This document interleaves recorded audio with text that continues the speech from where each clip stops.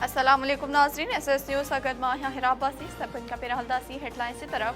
Supreme court election commission state bank के governor के पंजाब में इलेक्शन लाइ इलेक्शन कमीशन के 21 अरब रुपया जारी करण जो हुकुम ॾेई छॾियो आहे।